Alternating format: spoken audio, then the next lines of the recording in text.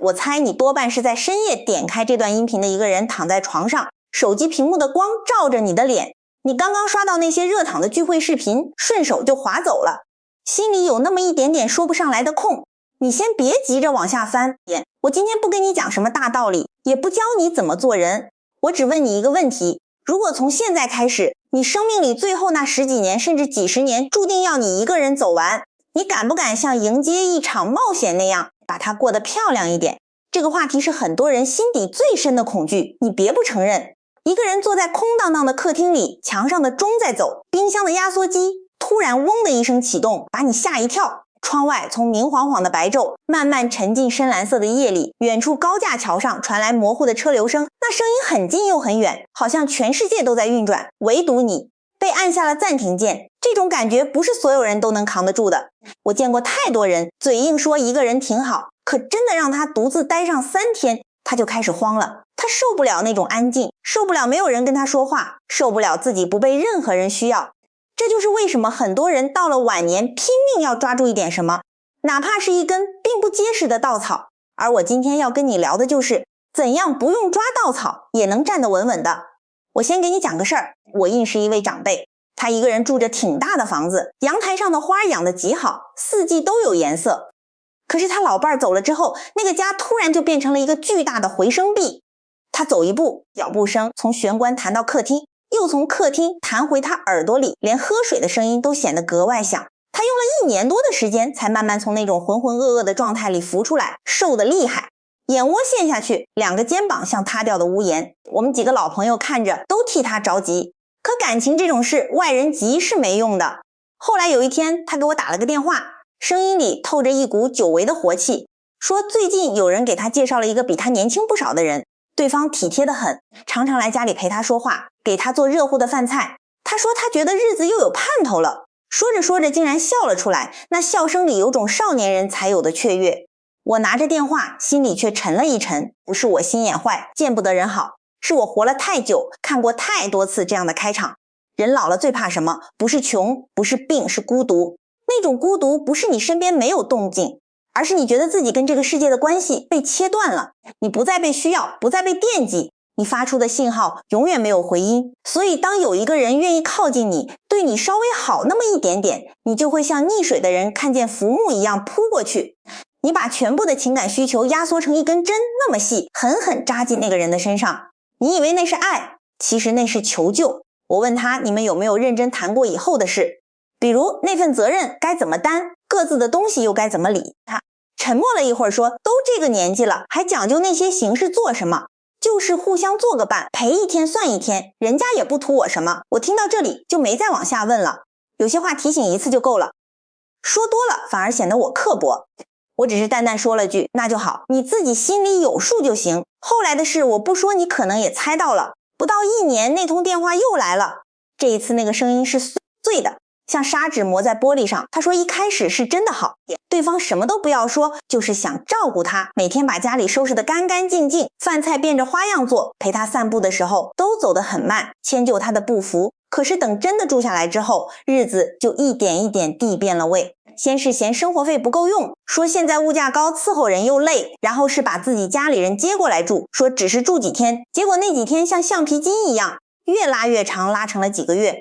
最后他发现账上的钱少了一截，去问，得到的回答是一家人还分什么彼此，分那么清楚，这日子还怎么过？等到所有情分都磨干净了，人也散了，他最后掏了一大笔钱才把那尊神请走。那笔钱是他大半辈子攒下来的养老本里的一部分。他跟我说，我这一辈子跟人谈事情从来没掉过坑，怎么到头来在这个年纪让这么一个人给上了一课？我说你不要怪他，他不是什么坏人，他只是一个想在这世上活得安稳一点的人。你也不是什么傻子，你只是一个太害怕孤零零一个人吃饭的人。你们俩谁都没有错，错的是把互相取暖当成了互相托付，错的是在最脆弱的时候把本能当成了心动，错的是把那点温度当成了能照亮余生的火光。那件事之后，我就彻底不想再走这条路了。到了这把年纪再去找一个人，看上去是互相搀扶，实际上多半是互相消耗。你想想看，2个活了几十年的人，各自带着自己山一样的习惯和海一样的脾气。你早上5点钟就醒了，他可能习惯睡到日上3竿，你吃饭喜欢清淡少油，他可能无辣不欢，没有重口味就咽不下饭。你用完东西必须放回原处，他可能随手一扔，下次找的时候把整个屋子翻过来。你爱看新闻听戏，他可能要把电视调到最大声，看家庭伦理剧。年轻的时候谈恋爱热恋那几个月什么都能包容，可老了之后呢？你的耐心还有多少？你的体力还有多少？你还有多少时间和精力去为了另一个人把自己打碎重塑一遍？我认识一位大姐，她老伴走了以后，有不少人给她牵线，对方条件都不错，有退休金高的，有学历好的，有模样精神的，她一个都没去见。我问她是不是还念着她老伴，她说不是念着谁，是她实在不想再去适应任何人。她跟我说了这么一段话，我到现在每个字都记得清清楚楚。她说我早上习惯5点起来喝一杯温水，在阳台站一会儿听鸟叫。她要是喜欢睡懒觉，我是不是就得在床上装睡，或者轻手轻脚像个贼一样在家里活动？我吃东西简单灌了一碗白粥，一碟青菜就能打发一顿。她要是喜欢早上吃炒菜煎鱼，我是不是就得天不亮起来生火起油锅？我这人有点小讲究，什么东西在什么地方都是定好的。她要是大大咧咧乱拿乱放，我是不是要跟在后面一边收拾一边心里生闷气？这些事你说大吧，不大，任何一件拿出来都不值得吵一架。可这些事要天天发生，时时发生呢，他们就会变成鞋子里的小石子，走一步硌一下，走一天你脚就烂了。他说我不想把最后这点宝贵日子浪费在这些石子上面，我这辈子已经花了太多时间去迁就别人了。小时候迁就父母，年轻时候迁就丈夫，工作时候迁就领导和同事，我现在就想完完全全迁就自己。这番话我每听一次都觉得通透。我们这一生有太多角色要扮演了，在家是儿女，是伴侣，是父母；在外是员工，是领导，是合作者。我们习惯了把别人的感受放在前面，把自己的需求调到静音，好不容易熬到退休，熬到孩子离巢，熬到肩膀上，那些责任都卸得差不多了，你还要再给自己找一个新的角色来扮演吗？那个半路伴侣的角色真的比一个人待着更轻松更自由吗？我不愿意，不是我不需要人陪，是我终于知道了自己想要什么样的日子。我要的是清静，是自在，是从睁开眼到闭上眼都不用看任何人的脸色，是我突然半夜想吃一碗热馄饨，可以立刻披上衣服出门去找那个小摊儿，是我不想说话的时候可以一整天不说一个字，也不用担心别人觉得我在生气。这种日子的价值，没有经历过的人永远不会懂。好，接下来我想跟你说说养老院这件事，你先别急着反驳。我知道现在很多养老机构做得非常专业，硬件设施漂亮的像度假村，宣传册上的老人一个个红光满面，笑得像花儿一样，服务人员穿着统一制服，面带微笑，看起来比亲人还亲。我亲自去过，不是被推销员带去看样板间那种参观，是真的花了时间坐在那里观察。我去看一个老邻居，那地方算是城里排得上号的，进门有喷泉，有大堂，走廊里放着轻音乐，墙上挂着风景画，一切看起来都体面极了。可是我在那里待了大半个下午，心里那股劲儿就一直拧着松不开。你让我具体说哪里不对，我又说不太出来。不是卫生不好，不是饭菜不香，不是工作人员不礼貌，他们都很客气，客气的无可挑剔。但我看到的那些老人，他们坐在轮椅上的，拄着拐杖的，靠在沙发里的，脸上的神情都差不多，那是一种我不忍心多看的神情，不悲伤也不愤怒，而是一种接受了安排的感觉。怎么说呢？就好像他们心里都明白自己被放在这里了，这里就是终点站了，不会再挪动了。他们不挣扎了，不问了，不期待了，他们的眼睛看着你，但那目光是穿过去的，落在你身后某个不存在的地方。我回去之后想了很多，到底哪里不对劲？后来我想明白了，人不光是吃饱穿暖就够了，人活着需要一种归属感，你需要知道某个地方是你的，那个地方也认你是他的。你熟悉那扇门哪个角度推不会响，你熟悉阳台那盆花什么时候浇水，你熟悉床头灯的开关在左边还是右边，你闭着眼睛都能摸到厨房烧水壶的位置，你在那个空间里留下过痕迹，墙上那道划痕是你孙子小时候量的身高，桌角那道磕碰是你搬家那年不小心碰的，沙发那个凹陷是你长年累月做出来的。这个空间见证过你的悲欢，承载过你的记忆，它就是你这个人的延伸养老院给不了你这个，他的房间再大再亮堂也不是你的，你是他的过客，住进来的时候行李一放，就算是安家了，可等你走了，那间房马上就会清空，换上新的床单迎接下一个人，你存在过的痕迹会被彻底抹掉，干净的好像你从未来过。还有一件事也是我不太习惯的，就是那种集体生活的热闹。有人觉得老人聚在一起打牌、下棋、唱戏多开心，比一个人闷在家里强多了。我不否认这对有些人来说是快乐的，可对我来说不是。我不太喜欢跟一堆半生不熟的人长时间待在一起，打牌打几圈我就累了，聊天聊来聊去也就是那些内容，你家孩子在哪里上班，我家孙子考了多少分，你腿疼不疼，我血压虾高不高。聊完之后你觉得更充实了吗？没有，可能更空了。那些话就像棉花糖，看着热闹，吃到嘴里一点分量都没有。我去看一位住在养老院的朋友，他亲口跟我说了一句话，让我琢磨了很久。他说这里什么都好，就是时间太沉了，一天比一天沉。知道为什么时间会变沉吗？因为每一天都是一样的，你今天就知道明天会发生什么，明天知道后天会发生什么。睁开眼睛吃饭做活动，吃饭睡午觉，看电视，再吃饭，这一天就过完了。然后第二天从头再来，像一个坏掉的唱片机，永远在同一圈纹路上转。这样的日子没有记忆点，没有期待，没有意外的好事，也就没有真正的活着的感觉。它就这么匀速的划过去，快得让你心惊。你都不知道自己是什么时候老成这样的。我在自己家就不一样了，我一个人的日子看起来平淡，可每一天其实都有它自己的纹理。早上起来先给那几盆花浇浇水，那盆君子兰跟了我快20年了，比我很多朋友处的都久。我看着它从2片叶子长成一大盆，每年冬天准时抽出花剑。我知道它喜欢什么样的光，渴了叶子会发软，这些细微的变化就是我跟这个世界的对话。上午看看书报，我还是保持着关注时事的习惯，不是为了赚钱，是我不允许自己的脑子停下来。脑子这东西跟刀一样，你不用它就锈，锈了就再也磨不快了。下午我会写写毛笔字，或者约1-2个谈得来的老友，喝茶坐在窗边，有一搭没一搭地，聊不聊是非不聊钱，就聊聊最近听了什么好曲子，看了什么有意思的电视，窗外的树叶怎么一夜之间就黄了。有时候我什么都不做，就坐在阳台那把旧藤椅上，看天上的云从左边飘到右边再散掉。我能坐1个小时，心里一点也不慌，你知道吗？能在无所事事中保持平静，不感到空虚，这是一种很难很难的本事。这说明你跟自己处得很好，你不需要依赖外界的刺激来填满自己，你自己就是满的。接下来要聊的这件事可能是最难的一关，就是承认自己力不从心了。我年轻的时候精力旺盛到什么程度，连续好几天不睡觉，到处跑都扛得住。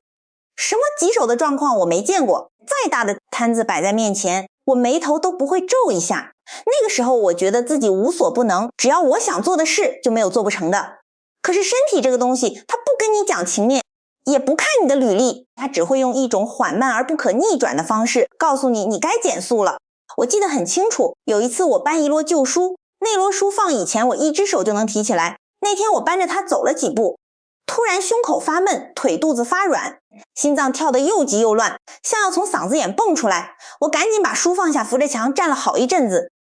那几分钟里，墙上冰凉的温度透过掌心一直传到心里去。我突然意识到，我不再是那个可以随便逞强的人了。那种滋味非常不好受，它不是生病那种可以吃药打针解决的难受，而是一种对自己彻头彻尾的失望。你会觉得自己没用了，觉得自己在走下坡路，觉得自己正在被这个身体背叛。今天你发现看不清药瓶上的小字了，明天你发现听电话里的声音模模糊糊，得开免提。后天你发现原本一口气上5楼不带喘，现在走到3楼就得歇一歇。每一天你的身体都在用各种小细节提醒你，你老了，你在变弱，你对这副皮囊的控制权正在一点一点被收回去。这个过程充满了无力感，你会忍不住跟年轻时候的自己较劲，觉得自己怎么这么不争气，怎么连这点小事都搞不定了。后来我是怎么迈过这个坎的呢？有一天我翻老照片，看到一张几十年前的旧照，照片里那个人穿着笔挺的衣服，眼神亮得像是有团火在里面烧，浑身上下透着一股什么也难不倒他的气势。我看着那个人看了很久，忽然想通了一件事，那个人已经不在了，不是开玩笑，是真的不在了。那个版本的我，那个不知道累，不知道怕，不知道退缩的我，已经被时间带走了，留在了这张发黄的相纸里。现在的我是一个新的版本，一个更慢、更柔、更知道疼的版本。我为什么要拿过去的标尺来量现在的自己呢？这对他不公平。想明白这个道理之后，我就开始学着接受自己的脚步慢了，接受自己能做的事情少了，接受有时候就是得开口请人帮忙。以前我觉得求人帮忙是一件很丢脸的事，好像那等于承认自己不行。现在我觉得这恰恰是行的一种表现。你准确地评估了自己的能力边界，在这个边界之内，你尽力而为，超出边界，你坦然地伸出手，这不是软弱，这是清醒。我请了一个帮手，每天过来几个小时，帮我打理一些琐碎的事物。不是我真的完全做不了，而是我把那些体力和时间省下来，可以去做更让我快乐的事。我觉得这笔交换非常值得。我以前很讨厌去医院，觉得排队检查拿药特别浪费时间。现在我不这么想了，该查的项目一个不落，该吃的药一顿不差。我不是怕死，我是怕因为自己逞强疏忽了，到头来身体出了大麻烦，反而给孩子们添更重的担子。我也学会了一句话，叫做这个我做不了，你帮我一下。这句话第一次说出口的时候有点难，可说出来之后心里反而轻松了，像卸下了一块背了很久的石头。我硬是一个人，他这辈子都在硬扛，退休之后更是什么都要自己来，爬高换灯泡，弯腰修水管，谁说都不听。他觉得自己还是当年那条好汉，结果一次意外摔得很重，在医院躺了很久。我去看他的时候，他身上连着各种管子，整个人看上去小了一圈，他眼睛里的光也灭了。他不是因为骨头断了才消沉的，而是因为那一跤把他的自尊摔碎了。他反复说连这点事都做不好，还活着干什么？我坐在他床边跟他说，你不是没用，你是硬要去做，你身体已经不允许你做的事，这件事不是你的错，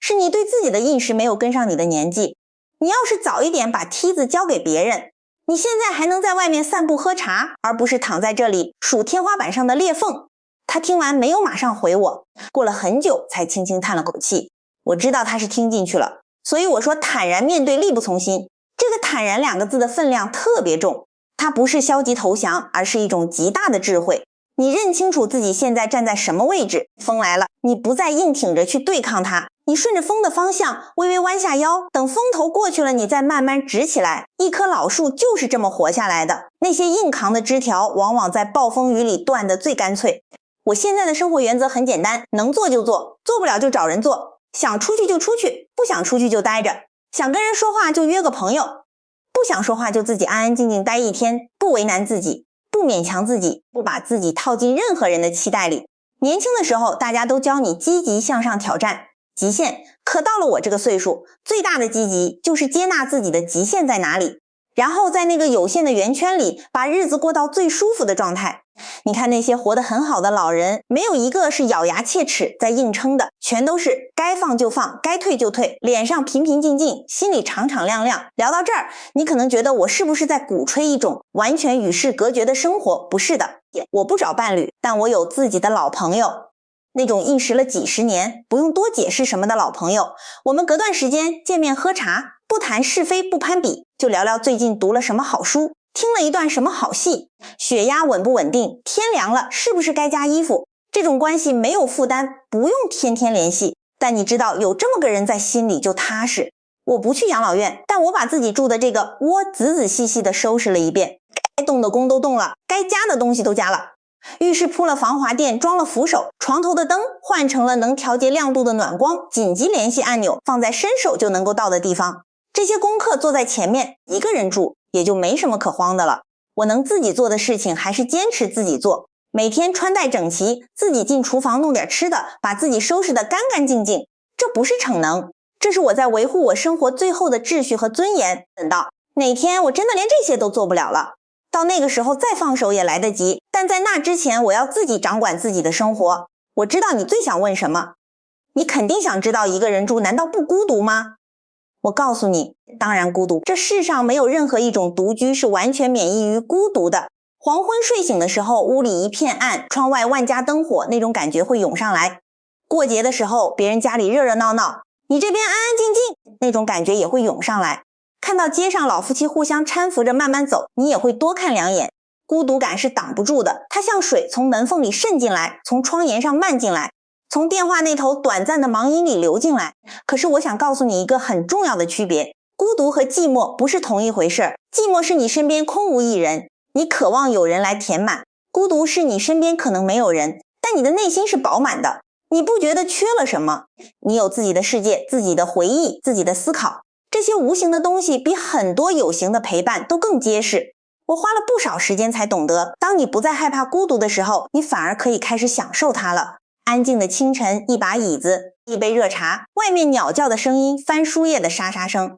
那一刻你会觉得整个宇宙都慢下来了，你完完全全属于你自己。这种奢侈年轻时候是求不来的，那时候你被无数身份和责任包围着，你永远在赶路，永远在回应身边，永远有人，可你从来没有时间好好的跟自己待上，哪怕一个下午。当然我也不是把自己活成一座孤岛，我跟孩子保持着稳定的联系，每周定时通一次话，他们忙我不会责怪他们来看我，我当然高兴，可我从来不把全部的情感重量都压在他们身上，他们有他们的山要爬，我有我的路要走，我们彼此牵挂，但也彼此留有空间。这种分寸感是老了以后才慢慢学会的，年轻时总觉得爱就要绑在一起，现在明白了，真正的爱恰恰是松开手。说了这么多绕来绕去，我想跟你说的其实就是一句话，一个人老去这件事没有你想象中那么狰狞可怕，但前提是你得提前做好准备，尤其是心态上的准备。你要给自己建一个精神上的后花园，不管是看书写字、养花听戏，还是研究菜谱练字画画，你得找到一件能让你自己跟自己玩起来的事情，不能把所有的时间都用来琢磨我好可怜，我好孤单。你越琢磨那些负面的东西就越会疯长，到最后把你整个人吞掉。你得学会跟这句用了大半辈子的身体谈判，他老了就是老了，不如从前就是不如从前，这不是你的失败，这是自然规律在走它的程序。你不需要拿自己去跟街头的小伙子比，也不需要去跟记忆里那个生龙活虎的自己比，你只需要在当下的状态里找到一个让你觉得自在的姿势，你还得保留那么一点适度的社会连接，不需要多热闹，但要有那么几个能说真话的人。人是群居动物，完全切断跟外界的联系，时间久了人会枯萎的。还有那些很实际的东西，住处、花费、医疗应急方案，这些都要在脑子清楚的时候理出一个头绪来，不用过度焦虑，但要有底，心里有底，遇事才不慌。最后也是最重要的一条，你终究要学着跟自己好好相处。如果连你都不喜欢自己的陪伴，你又怎么能期望别人来填补你？如果连你跟自己待在一起都觉得浑身不自在，那无论你身边换了谁，那种不自在都会像影子一样跟着你。我走到今天这一步用了好几年的时间，